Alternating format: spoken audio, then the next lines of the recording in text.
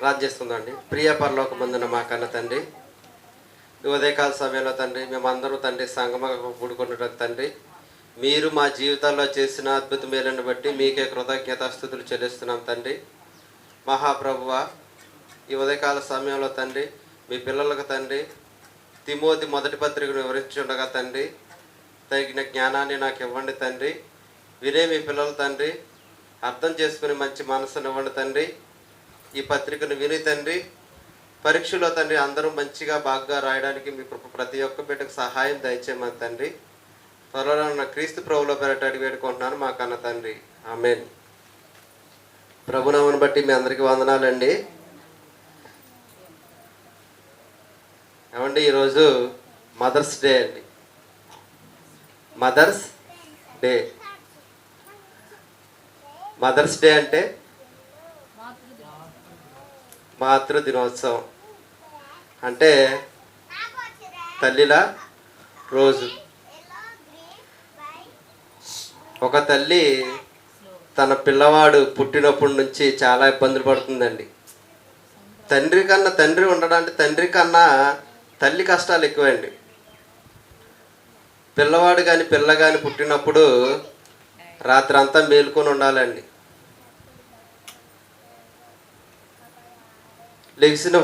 పిల్లవాడు లెగిసినప్పుడు వాడు ఏడిసినప్పుడు దాన్ని అతను ఏం చేయాలండి? ఓదార్చాలి. అదేవిధంగా రాత్రులు మెలుకోకుండా పిల్లవానికి పాలు తాగించడం అనేది చేయాలండి. వాడు పెద్దవాడు అవుతుండగా స్కూల్కి వెళ్ళే వయసులోను కూడా ఏం చేస్తాడండి? తల్లి ఏం చేస్తుందండి? వానికి తగిన ఆహారం పెడుతూ మంచి బట్టలు ఉతికి పెడుతూ తల నున్నగా దువ్వి వాడిని ఏం చేస్తుందండి? పిల్లవాడిని స్కూల్కి జాగ్రత్తగా పంపిస్తుందండి తల్లి. పిల్లవాడికి ఏమైనా అయితే ఎవరు బాధపడతారండి? ఎక్కువగా తల్లే బాధపడతారండి. తండ్రి కన్నా తల్లి ఎక్కువ బాధపడతారండి. తండ్రి బాధపడతాడు కానీ బయటికి చెప్పలేడండి తండ్రి. తల్లి అయితే బయట బాధపడిపోతుంది, ఏడుపు కూడా ఏడవచ్చండి. యేసుప్రభుల వారిని సిలువేసినప్పుడు మరియమ్మ గారు వచ్చారండి. మరియమ్మ గారు వచ్చి ఏం చేశారండి? బాధపడ్డారండి. అంటే సమాజంలో తల్లి పాత్ర ఎంత ఉందండి? ఎంతైనా ఉందని మనం చెప్పుకోవచ్చండి. దీని యొక్క పూర్తి వివరణ నా తర్వాత ప్రసాద్ వివరిస్తాడండి. ఇవాళ మాతృ దినోత్సవం కాబట్టి ఏదో పైన టచ్ చేసుకుంటూ వెళ్ళానండి. మిగిలిన భాగాన్ని లోతుగా వివరిస్తాడండి అతను. సరే, మనం ఈరోజు ఎగ్జామ్కి సంబంధించిన 1 తిమోతి పత్రిక వివరణ చూసుకుందామండి. 1 తిమోతి పత్రిక వివరణ. ఈ తిమోతి పత్రిక బైబిల్ వరుస క్రమం, కొత్త నిబంధన వరుస క్రమంలో 15వ పుస్తకం అండి. ఏమండి? 15వ పుస్తకం. దీంట్లో ఎన్ని అధ్యాయాలు ఉన్నాయంటేనండి 6 అధ్యాయాలు ఉన్నాయండి. ఏమండి? 6 అధ్యాయాలు ఉన్నాయండి. అయితే అసలు ఈ తిమోతి ఎవరు? ముందు తిమోతి పత్రిక రాస్తున్నామంటే అసలు తిమోతి ఎవరు? ముందు తిమోతి గురించి మనం తెలుసుకోవాలండి. తిమోతి గురించిన పూర్తి వివరణ కావాలంటే అపోస్తుల కార్యములు అండి 16వ అధ్యాయము.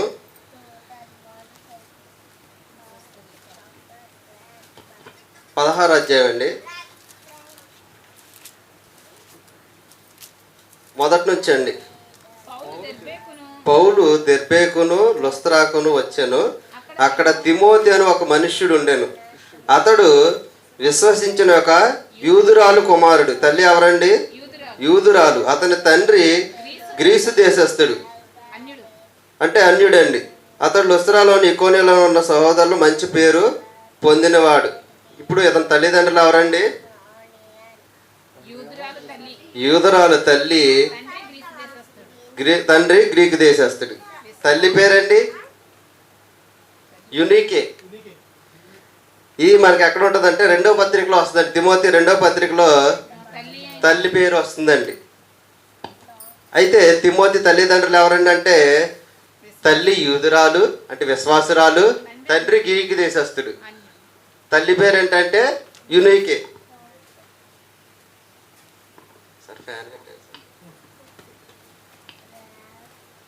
ఇకపోతే ఈ పత్రిక ఎవరికి రాస్తున్నారని మనం చూసుకుంటానండి, మన తండ్రి అయిన దేవుని యొక్కయు మన నిరీక్షణ అయిన క్రీస్తు యేసు యొక్కయు ఆజ్ఞ ప్రకారము క్రీస్తు యేసు యొక్క అపోస్తులుడైన పౌలు విశ్వాసమును బట్టి నా నిజ కుమారుడైన తిమోతికి శుభమని చెప్పి వ్రాయినది. ఎవరెవరికి రాస్తున్నారండి? అపోస్తులుడైన పౌలు విశ్వాసమును బట్టి నిజమైన కుమారుడైన తిమోతికి రాస్తున్నారండి. ఇకపోతే 3వ వచనానికి వచ్చేసరికి అండి, నేను మాసిదోనియాకు వెళ్ళుచుండగా సత్యమునకు భిన్నమైన బోధ చెయ్యవద్దనియు కల్పనా కథలను మితములేని వంశావళులను విశ్వాస సంబంధమైన దేవుని ఏర్పాటుతో కాక వివాదములతోనే సంబంధం కలిగి ఉన్నాయండి.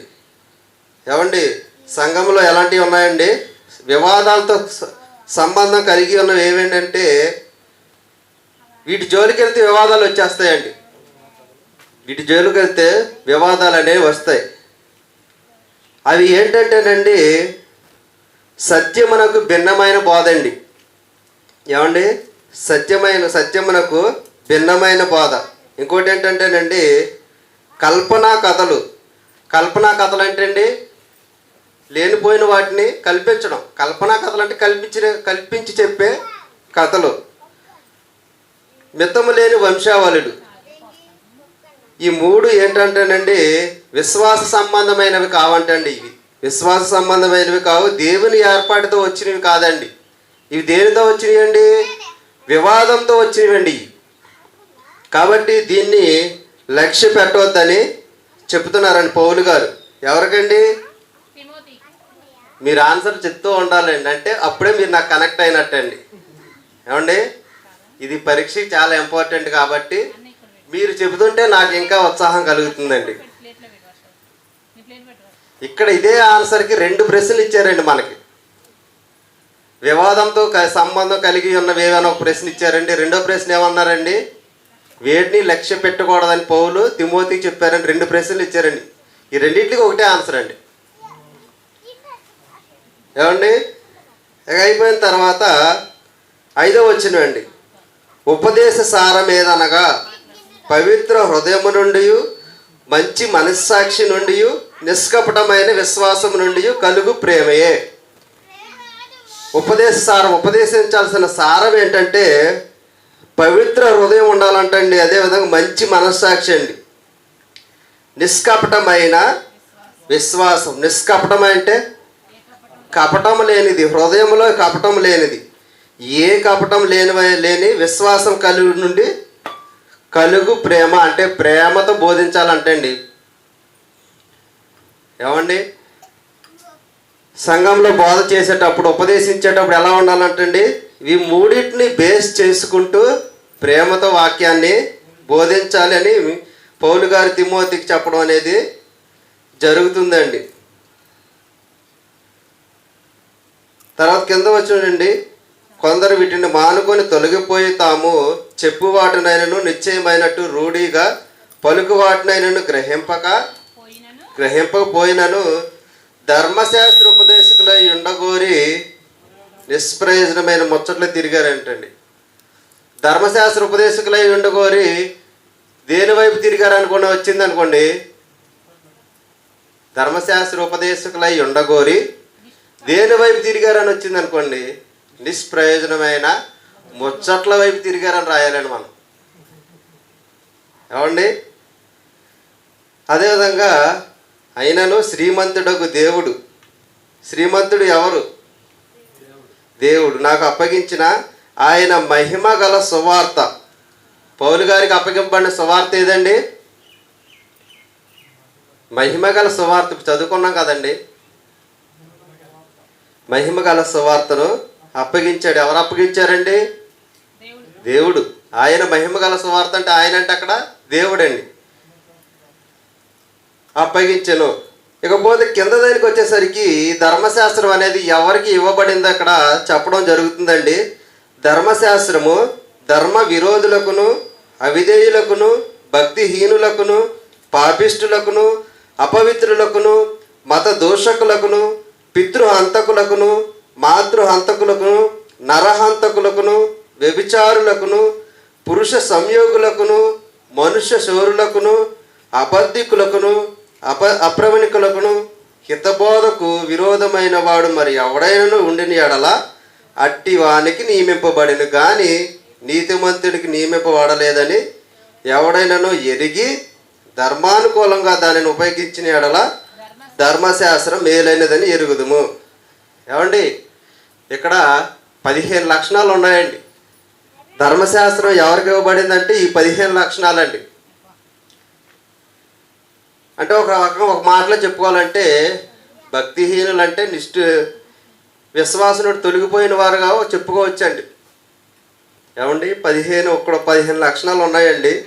మరి ధర్మశాస్త్రం ఎప్పుడు మేలైనదంటే ధర్మానుకూలంగా మనం ఉపయోగించినప్పుడు ధర్మశాస్త్రం ఏమవుతుందండి? మేలు అవుతుంది. మరి ధర్మశాస్త్రం ఎవరికి ఇవ్వబడిందంటే ఈ పైన చెప్పిన వారందరికి ఇవ్వబడింది, కానీ నీతిమంతులకు మాత్రం ధర్మశాస్త్రం అనేది ఇవ్వబడలేదు. ఇకపోతే 12వ వచనమండి.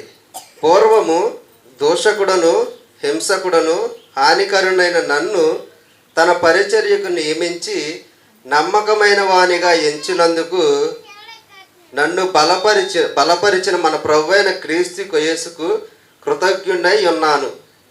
ఏమండి, పూర్వం పౌలు గారు ఎలా ఉన్నారంటండి? దోషకుడు, హింసకుడుగా ఉన్నారంటండి. హానికరుడు అంటే 3 లక్షణాలు కనబడుతున్నాయండి. దోషకుడు, హింసకుడు, హానికరుడుగా ఉన్నారండి పౌలు గారు పూర్వం. అలా ఉన్న వ్యక్తిని యేసు ప్రభులు వారు దేనికి నియమించారండి? పరిచర్యకి నియమించి నమ్మకమైన వానిగా ఎంచారంటండి. ఎంచడమే కాకుండా నన్ను బలపరిచిన మన ప్రభు అయిన క్రీస్తు యేసును కృతజ్ఞుడై ఉన్నారంటండి. ఎందుకు కృతజ్ఞుడై ఉన్నారండి ఇక్కడ పౌలు గారు? పూర్వం దోషకుడు, హింసకుడు, అదే హానికరుడిగా ఉన్నవాడిని తీసుకొచ్చి పరిచర్యలో నిలబెట్టినందుకు పౌలు గారు యేసు ప్రభుల వారికి కృతజ్ఞుడై ఉన్నారంటండి. అయితే ఇవన్నీ ఎందుకు చేశారు పౌలు గారు? ఏమండి, దోషకుడు గాను, హింసకుడు గాను, హానికరుడు గాను ఎందుకు ఉన్నాడంటే తెలియక అవిశ్వాసం వలన చేసి తిని గనుక కనికరింపబడి తిని. ఇవన్నీ నాకు తెలియదు, వీటి చేస్తే దానివల్ల నష్టం వస్తుంది, దేవుడు శిక్షిస్తాడన్న సంగతి నాకు తెలియదు. కాబట్టి తెలియక చేశాను, కాబట్టి అవిశ్వాసము వలన తెలియక చేశాను, కాబట్టి నేను కనికరింపబడ్డానని చెప్తున్నారండి అక్కడ.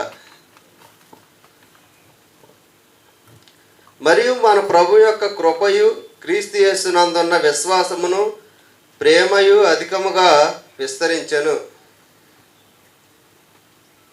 పాపులను రక్షించుటకు క్రీస్తు యేసు లోకమునకు వచ్చెనను వాక్యము నమ్మదగినది, పూర్ణాంగీకరమునకు యోగ్యమనై ఉన్నది.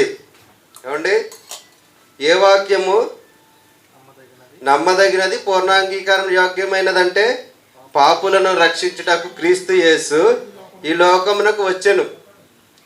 ఎందుకు వచ్చాడంటే పాపులను రక్షించడానికి వచ్చాడండి. పాపం చేసిన వారిని సిలువలో బలి అయ్యి తన యొక్క రక్తము ద్వారా పాపులందరూ బాప్తిస్మం ద్వారా పాపాలు కడుక్కొని వారిని రక్షించడానికి యేసు ప్రభువుల వారు రావడం అనేది జరిగిందండి. ఏమండి, ఏ వాక్యము పూర్ణాంగీకారమునకు నమ్మదగినది యోగ్యమైన ఉన్నది అంటే నమ్మదగినది, పూర్ణాంగీకారమునకు యోగ్యమైన ఉన్నది. ఇదే వాక్యాన్ని ఇదే ప్రశ్న ఇంకో చోట కూడా వచ్చిందండి మనకి, కానీ 2 ఆన్సర్లు ఉంటాయండి దీనికి. ఇక్కడ ఆన్సర్ ఏంటండి? పాపులను రక్షించుటకు క్రీస్తు యేసు ఈ లోకమునకు వచ్చెను. ఇది మొదటి ఆన్సర్ అండి. రెండో ఆన్సర్ వచ్చేసరికి 4వ అధ్యాయం 8వ వచనంలో ఉంటుందండి. దైవభక్తి ఇప్పటి జీవం విషయములోను రాబో జీవం విషయములోను వాగ్దానంతో కూడినదైనందున అది అన్ని విషయములను ప్రయోజకరమగును. ఈ వాక్యము నమ్మదగినది, పూర్ణాంగీకరమునకు యోగ్యమనే ఉన్నది. ఏమండి, ఒక్క ప్రశ్నకి 2 ఆన్సర్లు ఇచ్చారండి, కానీ ఆన్సర్లు కూడా వేరువేరండి. ఆన్సర్లు వేరు, ప్రశ్న ఒకటి. ఏమండి, ఆన్సర్లు వేరు, ప్రశ్న ఒకటే. కానీ అక్కడ రెఫరెన్స్ ఇచ్చారనుకోండి, ఖచ్చితంగా రెఫరెన్స్ ప్రకారం అది రాయాల్సి వస్తుందండి. లేదు ఈ రెండు కలిపి రాసామనుకోండి, ఇక ఆయన దయండి, వారికి వేయాలనుకుంటే చేస్తారండి. ఏమండి, అదేవిధంగా లేకపోతే అట్టి వారిలో నేను ప్రధానుడను అయినను నిత్యజీవ నిమిత్తము తనని విశ్వాసింపబో వారికి నేను మాదిరిగా ఉండులాగన క్రీస్తు యేసు తన పూర్ణమైన దీర్ఘశాంతమును తన ప్రధాన పాపిని నాయందు కనపరిచినట్లు నేను కనికరింపబడితిని. పౌలు గారు ఎందుకు కనికరింపబడ్డారంటండి? నిత్య జీవం నిమిత్తము తనని విశ్వసింపబో వారికి నేను మాదిరిగా ఉండాలి. నిత్య జీవం నిమిత్తం విశ్వసింపబో వారికి పౌలు గారు మాదిరిగా ఉండులాగున యేసుక్రీస్తు తన పూర్ణమైన దీర్ఘశాంతమును ప్రధాన పాపినే నాయందు కనపరిచినట్లు నేను కనికరింపబడితిని. ఇందాక ఒకసారి కనికరింపబడితిని వచ్చిందండి, కానీ దాని ప్రశ్న వేరేగా ఇచ్చారండి. పూర్వం పౌలు గారు ఎందుకు హానికరుడై ఉన్నారని ప్రశ్న మార్చిచ్చారండి. ఇక్కడికి వచ్చేసరికి ఎందుకు కనికరింపబడ్డారని ఇవ్వటం అనేది జరిగిందండి. ఎందుకు కనికరింపబడ్డారండి? నిత్య జీవము నిమిత్తము పొందబో వారికి విశ్వసింపబో వారికి మాదిరిగా ఉండులాగన, నిత్య జీవం పొందబో వారికి విశ్వసింపబోయే వారికి మాదిరిగా ఉండులాగన పౌలు గారిని యేసుక్రీస్తు ప్రభువుల వారు నియమించారంటండి. ఏమండి, పూర్ణ దీర్ఘశాంతం చేత ప్రధాన పాపిని యందు నాయందు కనపరిచినట్లు ఏం చేశారండి? కనికరించారంటండి. సకల యుగములలో రాజాయుండి అక్షయుడును అదృశ్యుడు నాకు అద్వితీయ దేవునికి ఘనతయు మహిమయు యుగ యుగములు కలుగును గాక. ఆమెన్. ఇకపోతే 18వ వచనానికి వచ్చేసరికి అండి, నా కుమారుడు అయిన తిమోతి, నీవు విశ్వాసమును మంచి మనస్సాక్షి కలిగిన వాడవై నిన్ను గూర్చి ముందుగా చెప్పబడిన ప్రవచనములకు చొప్పున ఈ మంచి పోరాటము పోరాడవలనను వాటిని బట్టి ఈ ఆజ్ఞను నీకు అప్పగించుచున్నాను. ఏమండి, పౌలు గారు ఏం చెప్తున్నారండి తిమోతికి? విశ్వాసమును మంచి మనస్సాక్షి కలిగి ఉండాలంటండి. ఏమండి, నిన్ను గురించి ముందుగా చెప్పబడిన ప్రవచనముల చొప్పున ఈ మంచి పోరాటం పోరాడమంటున్నారండి. వేటిని గురించిన మంచి పోరాటం పోరాడమంటున్నారండి? ముందుగా చెప్పండి, విశ్వాసమును మంచి మనస్సాక్షిని గురించిన పోరాడమని చెప్తున్నారండి. వాటిని గురించి ఈ ఆజ్ఞను నీకు అప్పగించుచున్నాను. అట్టి మనస్సాక్షిని కొందరు త్రోసివేసి, ఏ మనస్సాక్షినండి? విశ్వాసమును మంచి మనస్సాక్షిని త్రోసివేసి విశ్వాస విషయమై వాడబద్దలైపోయిన వారి వలె చెడి ఉన్నారు. విశ్వాసానికి వాడకి సంబంధం ఏముందండి? ఇక్కడ వాడబద్దలైపోయిన వారి వలె ఉన్నారంటండి. ఆ కిందకు వస్తే చెప్తారండి, వారిలో హుమేనయ్యను అలెగ్జాండరును ఉన్నారు. ఏమండి, వాడకి చిన్న రంధ్రం పడింది అనుకోండి, ఏమవుద్దండి? వాడలోకి వాటర్ వచ్చేస్తాయండి. వాటర్ వచ్చేసి వాడు మునిగిపోద్దండి. మునిగిపోవడం వల్ల అల్లొక వైపుకి ఇళ్ళొక వైపుకి వెళ్ళిపోవడం వల్ల ఏమవుతుందండి? అవసరమైతే పగిలిపోవచ్చండి వాడ. లేదంటే మెయిన్ కాన్సెప్ట్ ఏంటంటే మునిగిపోద్ది. రంధ్రంలో వాటర్ పైకి వచ్చేది ఏమవుతుందండి? వాడు మునిగిపోద్ది. అలాగే సంఘములో ఇక్కడ ఒక్క రంధ్రం వాడను ముంచేసింది, పడవను ముంచేసింది. మీకు అర్థమవుతుందండి? ఒక రంధ్రము పడవను ముంచేసింది. వాడ మనకు అర్థం ఇక్కడ ఇచ్చింది, వాడని ముంచేసింది. అలాగే సంఘములో అవిశ్వాసులైన వారు ఉండడం వల్ల పడవ ఎలాగైతే మునిగిపోతుందో, వీళ్ళు విశ్వాస భ్రష్టులని వీళ్ళకి ఇక్కడ ఇద్దరు చెప్పారండి. హుమేనయ్యను అలెగ్జాండర్ చెప్పారండి. వీళ్ళిద్దరు కూడా ఎలా ఉన్నారంటే అండి, సంఘంలో విశ్వాస భ్రష్టులుగా ఉన్నారంటే అండి. ఒక్క రంధ్రము వాడను ఏ రకంగా అయితే బద్దలు చేస్తుందో, ఇలాంటి వారి వల్ల సంఘం ఏమవుతుందంటండి? బద్దలైపోయే అవకాశం ఉందంటండి. వీళ్ళు ఎలా ఉన్నారంటే వాడ పగిలిపోయిన వారి వలె ఉన్నారండి, బద్దలైపోయిన వారి వలె ఉన్నారండి. ఇటువంటి వారిని పౌలు గారు దూషించకుండా సాతానికి డైరెక్ట్గా అప్పచెప్పేస్తున్నారంటండి. ఏమండి, సాతానికి అప్పగించడం అనేది జరుగుతుందండి. ఇది మొదటి అధ్యాయం యొక్క వివరణ అండి. అయితే దీంట్లో ఫుట్ నోట్లు 4 ఇచ్చారండి మనకి మొదటి అధ్యాయంలో అండి. దేవుని ఏర్పాటుతో దానికి 1 గృహ నిర్వాహకత్వం అండి, అది 4వ వచనంలో ఉంటుందండి. రెండోది వచ్చేసి 11వ అధ్యాయం అండి, 11వ వచనంలో అండి నరహాంతకులకు, రెండోదండి భ్రష్టులకును మతదోషకులకును సారీ అండి మతదోషకులకును భ్రష్టులకు అంటండి హితబోధకు ఆరోగ్యకరమైన బోధకు. 4వది ఇక్కడ ఉంటుందండి 18వ వచనం అండి, నా కుమారుడు అయినా పిల్లవైనా. ఏమండి, ఇది మనకు మొదటి అధ్యాయం యొక్క వివరణ. ఇక 2వ అధ్యాయంలోకి వచ్చేస్తుందండి. ఏమండి, నా మార్కులు పోయినా పర్లేదు, మీరు అందరు పరీక్ష బాగా రాయాలి, ఎందుకంటే చెప్పేది లేరు కదండి.